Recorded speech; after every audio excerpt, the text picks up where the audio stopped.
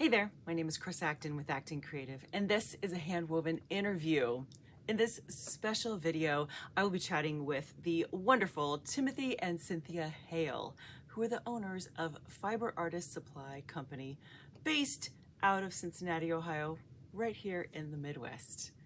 This fabulous couple has really grown from making swifts and ball winders into now producing Woolhouse looms. So I can't wait for you to hear their story. I hope you really enjoy this episode of a Handwoven interview.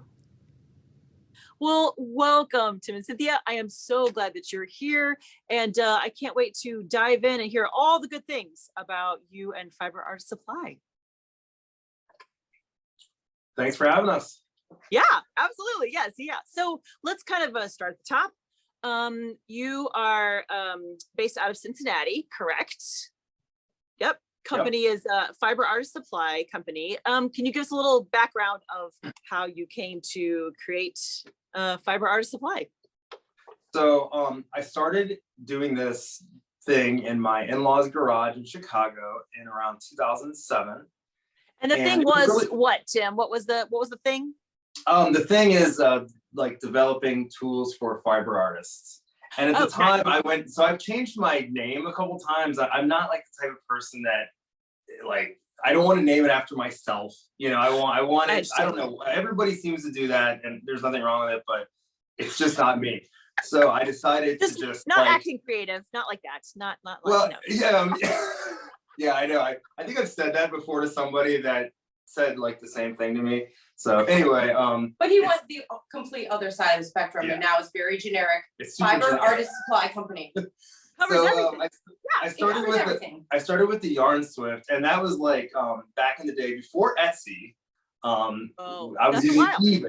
Yeah, it was a while. I was using eBay, and I was really just looking for something creative to do. To make a little extra money while I went to school. And it kind of, I've got a really close friend that was hiking and he found some sticks. Guy is like one of my like favorite artists. Like he can make something cool out of nothing. And he found some sticks and he took some string and he made this yarn swift and it was awesome. And I was like, what's a yarn swift? And he's like, oh, it's this thing for holding yarn and blah, blah. It's like, they're like $100. So I went on eBay and I saw that there were people making like a Amish style or whatever.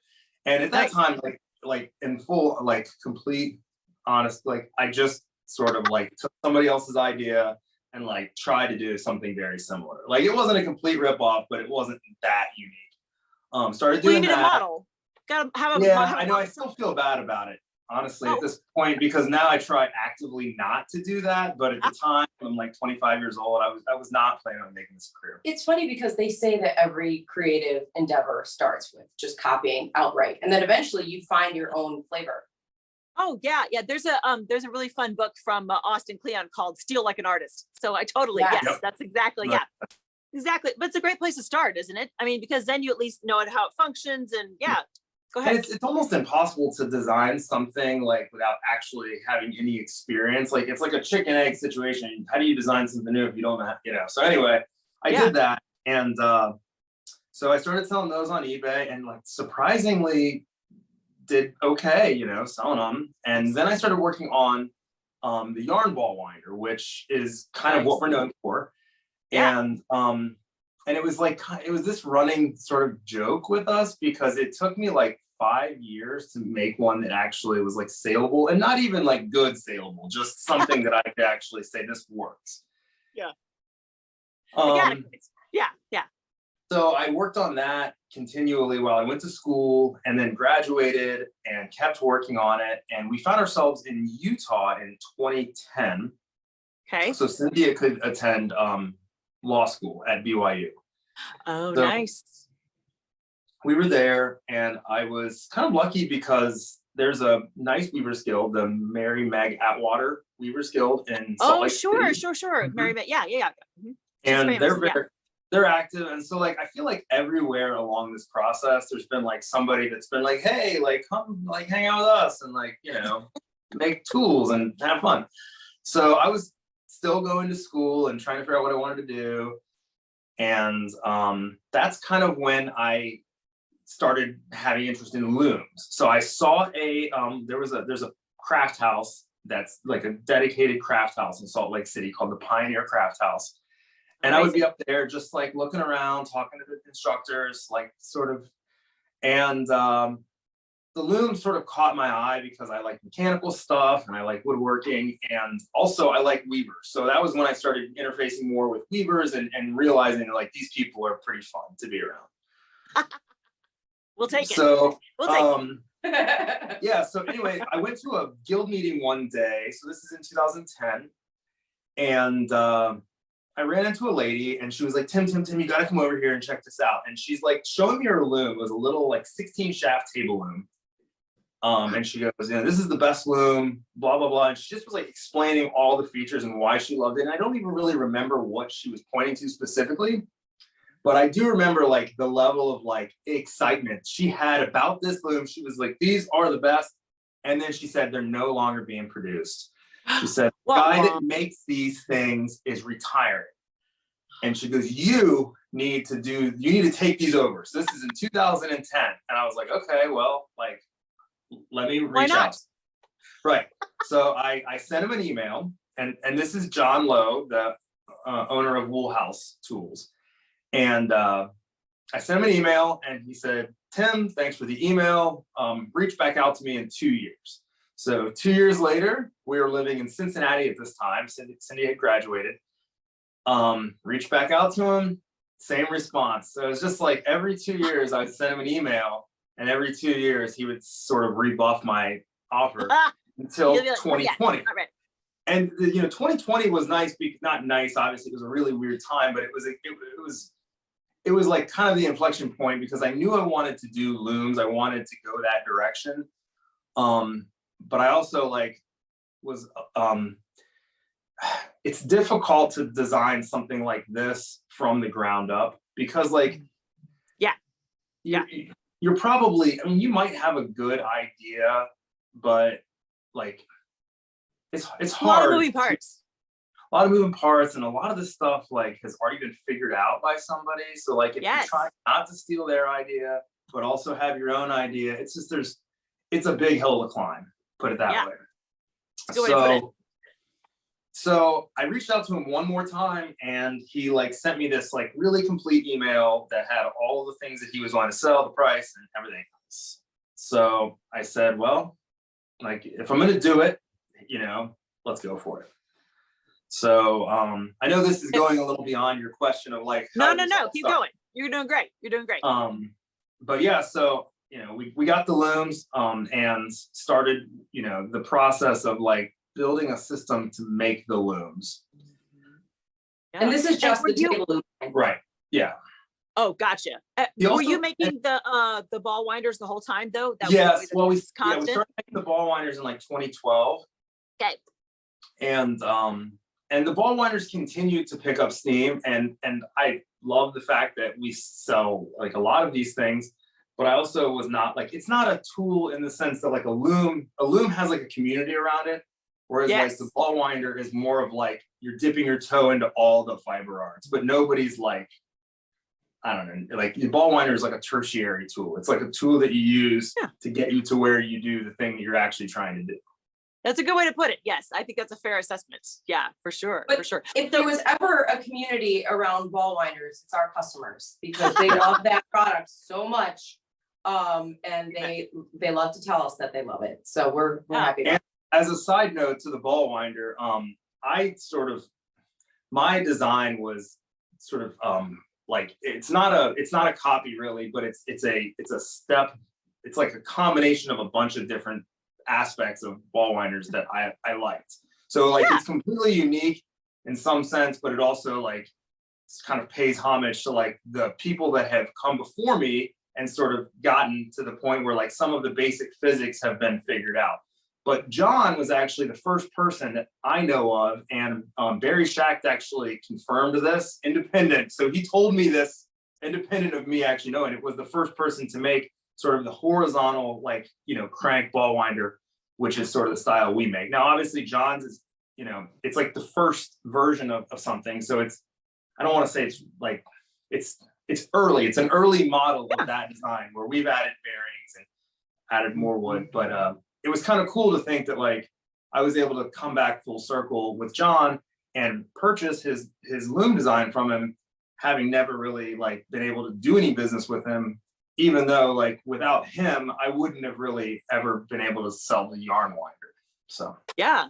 Well, I love that. I mean, it totally makes sense from a design perspective. You have this kind of amalgamation of multiple different ideas all put together in a design that's really been, you've really finessed it over the years. And I'm sure that's why you have such loyal raving fans, because those fiber artists can be, very loyal. Yes, yeah. And if they, you know, if they love their studio, they're going to be really meticulous about what they put in it, and everything has to look right and feel right, or else it's just off. So they love the fact that the tool is all wood, that it's quiet, you know, that it doesn't jostle, and so they're really big fans. And another aspect that John really embodied in his looms that I've tried to do with my work is just the idea of like, okay, like wood is your first option. It's not the easiest option. In many ways, it's the most difficult option because wood is a pain in the butt sometimes. But it's so pretty though. It's so pretty. And like when I first started talking to John, I remember like having a conversation about like wood as like, okay, yeah, you can make it out of plastic or you can make it out of wood. And he said, you know, Tim, weavers like wood, like they like wooden tools, like, so that's a fair statement. Yeah, that's a fair statement. Well, and I would think, you know, wood is living, breathing, changing. I mean, would make it that much more difficult because it has its own personality, even from one kind of wood to another. I can totally see how that'd be challenging. I mean, it's constantly challenging because every piece of wood is different. You know, you can have a very small crack that you can't see in a piece of wood that weakens apart, or is like, you know, maybe one part of a tree is more dense because there's like a limb. So it's never not challenging working with wood, but it's also like, that's the challenge, like figuring out how to be somebody that can handle those changes and those like hurdles and be okay with it. You know, it's never going to be metal. It's never going to be plastic. Like my ratchet and paw system is, everyone's going to be a little bit different. And it'd be easy to go, well, let's just make it out of metal, but then you kind of take away a little bit of the soul of the thing. It's not a living thing anymore in that sense. Right. I love that. Yeah. Well, and I would just think this is where the artistry comes in, because, you know, you have all the kind of engineering and the design, but actual, you know, if every piece of wood is a little bit different, that demands a different level of intuition that you would have versus the kind of science kind of portion of it. Now, I know Woolhouse Looms themselves have been around for a long time. When did John start the company? He was the originator, the founder? Yeah. Okay. Yep. So John started making looms in 1979. Oh, nice. So he was 40 years old. I guess that makes him 84 now. He still does do a little bit of work. He's the textile distributor in Canada, and I think he's going to do that until he checks out. Until he can't. Yeah. Until he can't. There you go. Yeah, before that he was making cabinets. Oh. So he went from cabinet making to making looms, and I don't know exactly what would be the most logical step before making looms. I mean, I think that's a big leap no matter where you come from. I think that's, It's been really interesting going through this process of like bringing, it's a new product to a lot of people, especially in this part of the country. I don't think I've run into too many people that are familiar with Woolhouse tools, but everybody has their own opinion. And of course, you know, weavers have strong opinions. They have some of the strongest. Really? Oh yeah, no, they do. No kidding. Us? Strong opinions? So, you know, it's like you'll meet one person that like is like, just, I would never weave on that thing. I have to have like whatever. And then there's other people that are just like we had a conversation with a lady up in Canada that runs Gather Textiles. And sure, I know them. I mean, I don't know her specifically, but yes. And she goes, Tim, I think that Woolhouse looms are the best table looms. Like they're the best table looms. And then so it's like, you know, some instructors, I think what it has the most to do with is like what you are familiar with and what you've been using for the most time. because she's in Vancouver, I think. Vancouver. She's near where John lives. So a lot of the people in that area already know about these looms. So, but like to hear that and then have another person that I respect a lot go, well, you know, it's not my like speed or whatever. Your cup of tea. Yeah. Right. Well, but I know you have a big fan base in Chicago though, right? You've got some serious fans there. Yep. And that was, so Natalie Boyette owns the Chicago Weaving School. It's in Irving Park. Yep. It's in the city in Chicago. In the city, yeah. Yep. And so the way that kind of worked out, it was nice because when I had sort of struck up a deal, or John had sort of outlined, you know, how he wanted to do this thing, I said, do you know anybody that is actively like using or teaching or anything? And he gave me Natalie's information. And so I reached out to Natalie and I said, hey, you know, my name's Timothy, blah, blah. I'm thinking about buying Woolhouse, the table looms that John was making. And she goes, Tim, I would love it if you did that. I think the Carolyn is the best table loom ever designed or ever invented, which is this loom right here. And so I said, okay, well, I went up there and I talked to her, and it was helpful too, because when I did buy I bought John's parts and his drawings, but I didn't actually get any full looms. So I was kind of trying to kind of reconstruct this stuff with like, and some of it had changed, and he did an okay job, about as good as I would do probably. So, I mean, it wasn't perfect, but it was a little bit, you know, It helps to see all the pieces together to, you know, get a sense of what you're really looking at. And also, and see it in action, see how it works all together. And she teaches on these things every day. So she's got, and at this point, she probably has 20 Woolhouse tools, looms in her studio. And I mean, she's got projects on them and students come in, so she's moving them around. And I was able to learn like what the features of Woolhouse that were important to her were. So for one, it's like she needs a loom that's really easy to work with. Like if she needs to add extra heddles, like with a Woolhouse loom, you can just lift up this shaft and like throw it. She can do it in like 10 seconds, but it's still, even if you aren't experienced, you can do it pretty quickly. The other thing she loved was that, especially on this one, you got the keys right here. The Nora loom has the keys on top, which is fine. It's a lot smaller. It's a little bit lighter, but this she found is easier for her students. The other thing that's really nice about these is that they're easy to lift. So you've got a spring there, but you can lift them with a finger. So absolutely. And now you guys clarify for me then, you still make exclusively table looms, is that right? There's no floor looms in the lineup yet? Yeah, we may at some point, but it's just I'd prefer to focus on these just because of the space. Like you've seen our shop, it's not really that big for what we're doing. And you know, floor looms they're just a lot. It's a whole different beast. Honestly, it is really different. And when you put something like this 23-inch Carolyn on this stand, you kind of get a decent footprint anyway. I mean, it's, you know, it's like you know, about the size of like a wolf pup or something, you know? Yeah, that's very true. Yeah, absolutely. And I think if I was, sorry, go ahead. If I was to go floor looms, like John has 2 floor looms, and we talked about buying those, but they're big pieces of equipment. You know, you need a room to put it in, and you need to set it up and be pretty dedicated to your craft. And, you know, I mean, I don't necessarily feel like, I don't know. I don't know if I want to build pieces of equipment that are that big. That big.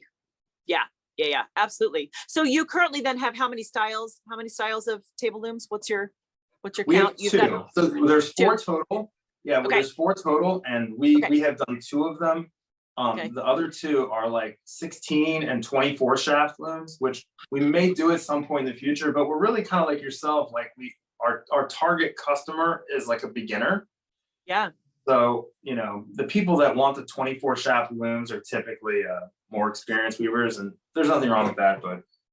Okay, that's so many shafts. Like I don't even have an 8 shaft loom. So to have 24, that's a lot. That is really, that's the person who wants to, you know, like write in cursive in their weaving projects. I mean, that's really detailed, that, right?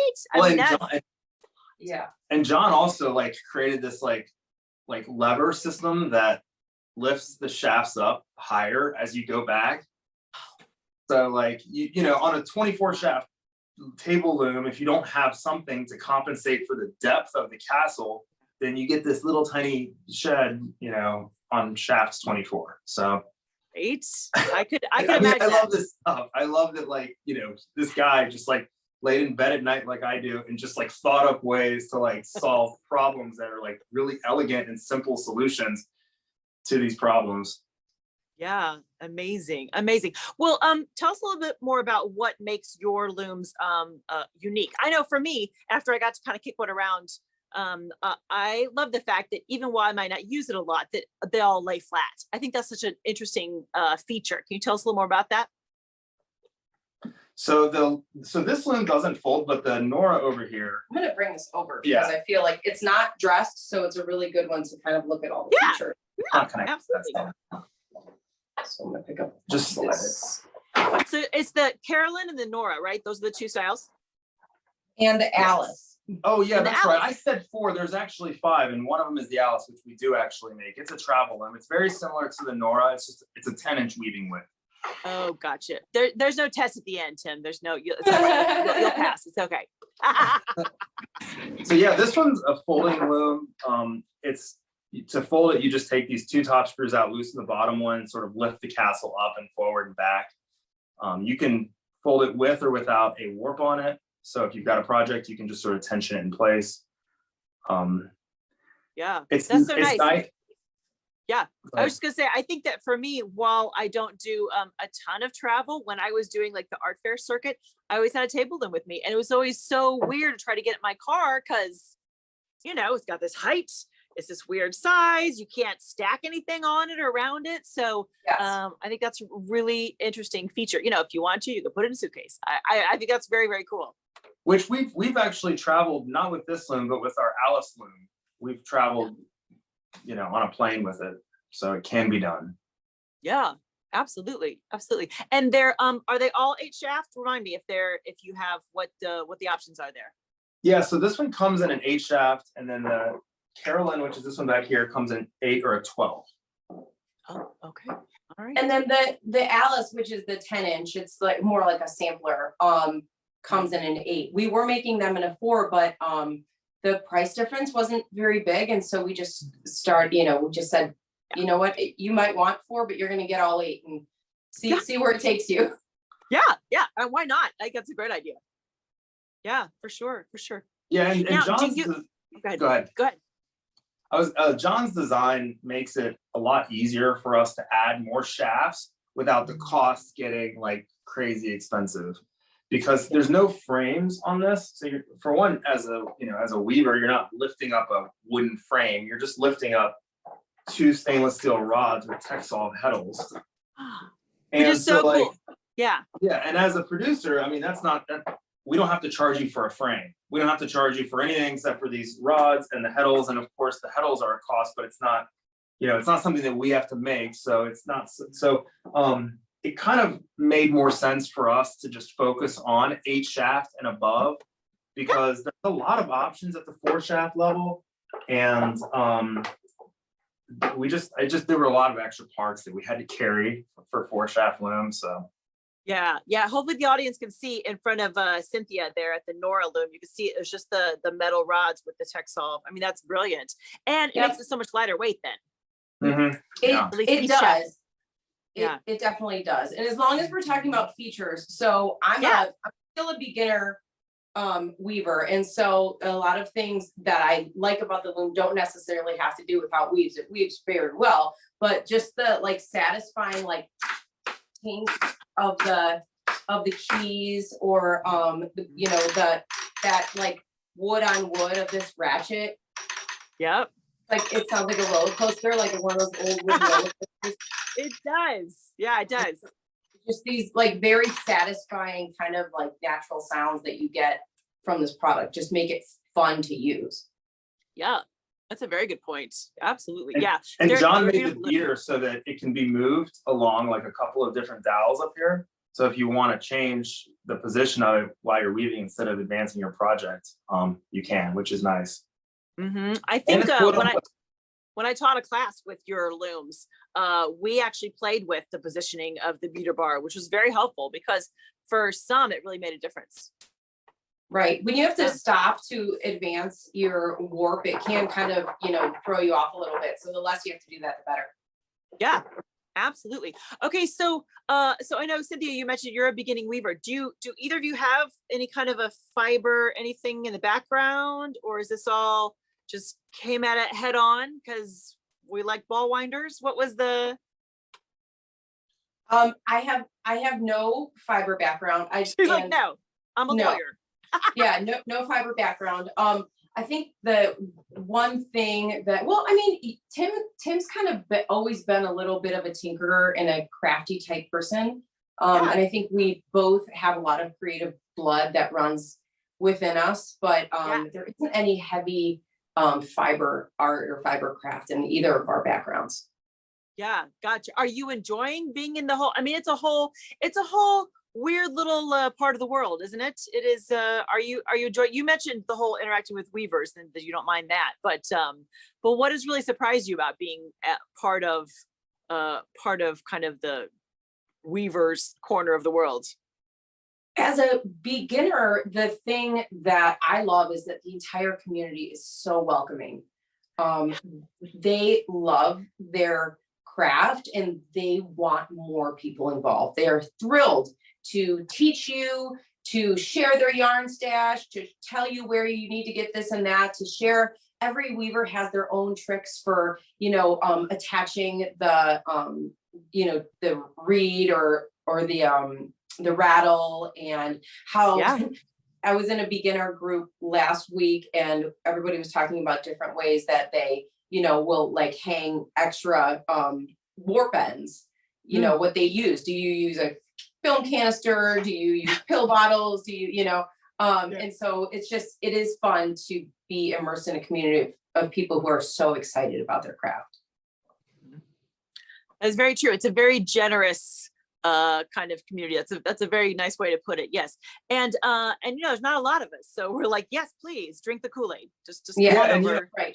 I found everybody to be like really kind. When I first reached out to Barry Shack, so I didn't know him until about, I don't know, it was before I bought the Loom, so maybe 5 years ago or something like that. And I was listening to him on a podcast. Just to clarify, Barry's with creates Shack Looms, right? That's yes. He started Shack in 1969. So he's been in this business for a long time.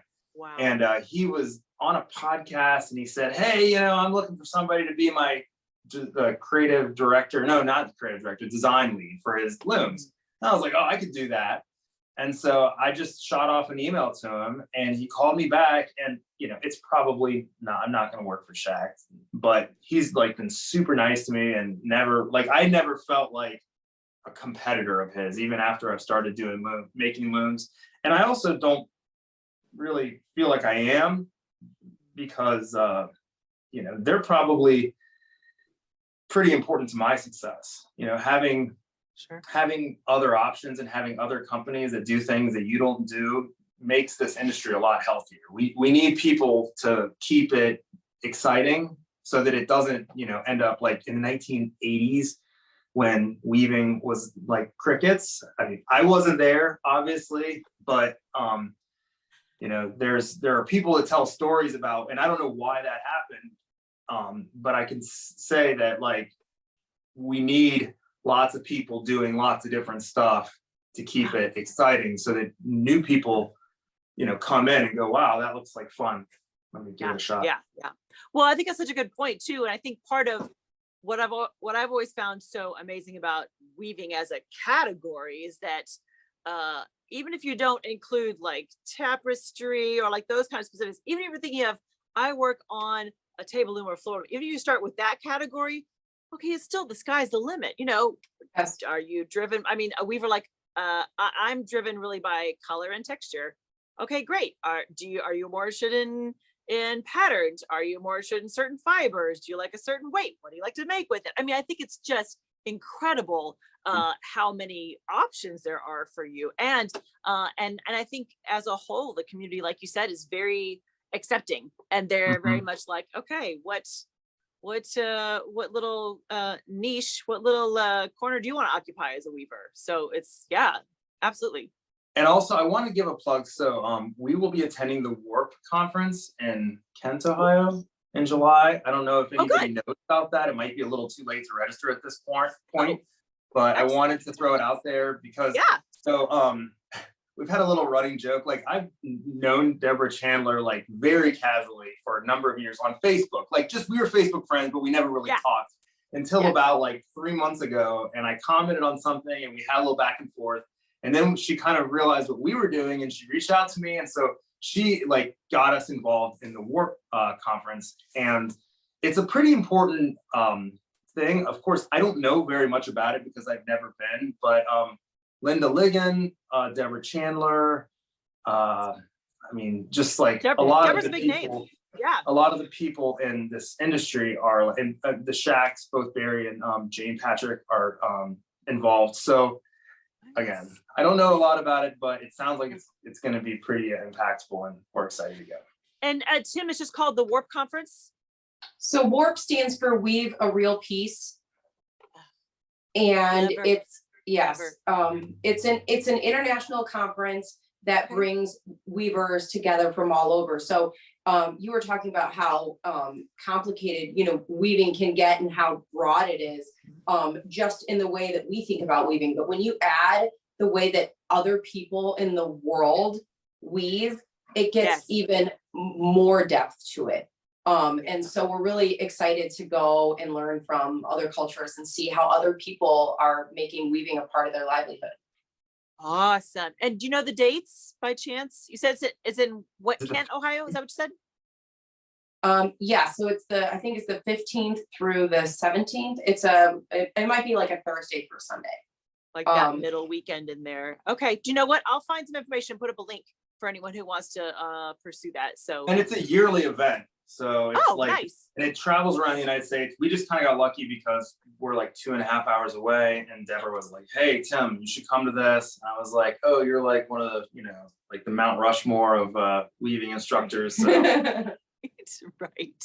Well, but you guys have also, I mean, I met you guys in person the first time at Convergence last year. So you really got to meet kind of, you like dove into the deep end there, just with all the weavers and the instructors, and quite an experience, I'm sure. It was something else. Just, I mean, it was just going from, we just started making looms to, you know, oh, now we're at the, you know, the demonstration stage talking to everybody about our looms. It was fun, but it definitely was like, you know, out of the frying pan into the fire. Yeah, that was a lot. I am sure, because there's a lot of, it's a big stage. It's a big stage to be on right there. Yes, for sure. But what a great way to get your name out. We had just gotten started at that point. I mean, when we started in, let's see, when was it? Like fall of 2020? No, it was March when I got the stuff from John. So it was like, no, I'm sorry, 2021. So it was like late fall of 2021, and we were making looms that we could sell. And so that was like summer of 22. So we had only been like maybe 8 months into building looms that we could less sell. Than a year. Yeah. So, I mean, it was, but we had fun, and we, you know, we made a lot of great contacts, sold some looms. It was good. We're going back to Wichita next year. Oh, excellent. Yes. Wichita in 24. There we go. Yeah. Excellent. Oh, that'll be fun. Yeah. Very nice. So besides that and your Warp conference coming up, what kind of things are on the horizon for Fiber Artist Supply?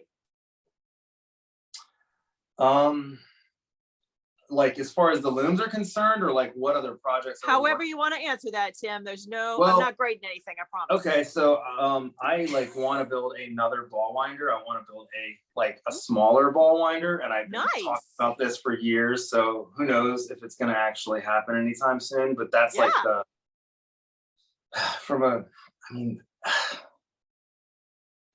that's pretty much it. If I can keep up. That's not it. He's gonna wake up tomorrow and he's gonna say, Cynthia, I have another 5 ideas. No. and I need to tell you about all of them right now. No, I'm not. I don't have 5 ideas. I would like to be able to keep like, I up have with 25 ideas. Yeah. Well, I mean, just like getting everything sort of in place to build these looms has been a lot. Maple prices over the last couple of years have gone up and they've come back a little bit. It's just, you know, there's still a lot of things for us to figure out as far as like, you know, how to get these to a point where it's not that challenging to build a loom. And I know that sounds like, you know, of course, but you know, you get to a point where you've done it enough times and you're not asking yourself like fundamental questions like, you know, why is this not working or something like that, you know? So, I mean, at this point we've gotten there, but it's not easy yet for us to build a loom. Like we're still getting the kinks out. Not to mention the fact that these aren't even John's original design. They were tweaked and modified by Tim to be more producible, more sturdy. So, you know, we're not even kind of done running entirely through that. Are we sure we don't want to change this one aspect to make it better for the weaver? It's little stuff at this point. So like when we started building John's looms, his base was 5 pieces, and you know, we use a lot of plywood. This is apple ply, which is made here in the United States. And nice. you know, I like hardwood, but hardwood does have limitations. Like for instance, it's hard to make a piece that's like a long piece connected to a vertical piece, because then you have to either join them or connect them with some. So with plywood, I was able to make this all one piece. And there were some benefits. Like plywood is a little bit more dimensionally stable. So like, you know, hardwood can just bow when it gets, you know, if there's tension, whatever. Yeah. So like we've tried to use hardwood where it really made sense, and then use plywood where that made sense. So yeah, but we've also tried to keep a lot of the things that were specific to Woolhouse tools, such as the wooden ratchet and paws and the way that the loom weaves, the same, as you know, as best we could. We're not doing any kind of like honoring the original and the intention and the kind of the like the spirit of the Woolhouse loom, the original loom, and then putting your own little shine on it. I think it's and great. There's other like with these ratchets, it was fun doing this design, because like designing the system to make these ratchets, because I noticed on all of his samples, like they were not imperfections, there were inconsistencies that were consistent throughout his parts. So I could get 10 of them and they were all inconsistent in a way that was like very unique to how he did it, because like he had a repeatable way of making good quality products that didn't look like they just were pumped out of a machine, right? And because we're trying to, but so now you're asking yourself, okay, how do I like create a system that produces a part that's consistently inconsistent? So it doesn't look like it was made to be perfect. It's made to look like John's looms. And most people aren't going to notice that, but they may sense it and not know that they're like feeling a attention to something that they don't actually notice. I don't know if that was like convoluted. Yeah, but... no, that was out there, but I followed you. Yes, I understand that. Yes, so, yeah, absolutely. Well, and I think it just goes to show, kind of back to what we said at the beginning, is that you you as a designer, you as a company are very concerned with creating, you know, a really thoughtful, effective product. And I think designers, weavers sense that. You know, we can tell there's something about, I mean, just the motion of a Woolhouse loom is like you referred to, Cynthia, like the clicking of the, I mean, there's all these things that kind of go together, and it has a very different kind of vibe than other table looms I've worked on, which is wonderful. Definitely. Yeah, for sure. So if people want to find you, how can they track you down? So they could go to fiberartistsupply.com. We are selling the Woolhouse tools looms under that website. We're trying to make everything kind of a one-stop shop. So you can find Woolhouse tools looms at fiberartistsupply.com, as along with all of our other tools that we make. We make warping boards and bobbin winders, and of course our famous ball winder. So you can find us there. That's awesome. And if you ask really nice, you might be able to come visit them in Cincinnati like I did. You might just. We love visitors. They have a beautiful space. It's in a sweet little corner of the area, and it's fascinating. I have to say that touring your shop was very eye-opening for me because I always I'm thinking of it from purely a weaving perspective, and I don't really have a mechanical bone in my body. So to walk around the shop and be like, wait, what do all the machines do? How does this work? Yeah, that was really fun. It's actually a treat for us to have weavers in the shop because when you're sending stuff out as an online retailer, you don't get to interface with customers as much. So when you get to put a face to your customer and have them tell you how much they love your tool or how excited they are about XYZ, it really makes it a lot more pleasurable to make the tools when you have a sense of your customers really appreciating it. Yeah. It's like you can create like an actual visual connection between your tool and how they're going to use it, which is, I would think that get the juices flowing to make more great tools for everybody. Yes. Awesome. Very good. Well, thank you so much for being with me today. This was so fun to get a little insight into your company and your background and the beautiful products you make. It's really been wonderful. So hopefully we'll see a lot more of you guys in the future. I hope so. We'll be around. Good talking to you, Chris. It was good talking to you too, Chris. Thanks. Bye. Bye. Okay. Aren't they fun? That was such a good time. I really enjoyed chatting with them and kind of getting to know more about their history and where they came from, where they're going to, and their products are wonderful. Trust me on this. If you haven't yet, go to their website and check out not only the Woolhouse looms, but their world-renowned ball winders and all of the other fabulous tools that they make for the fiber lover in you. All right, I hope you enjoyed this. Have a great week. Happy weaving.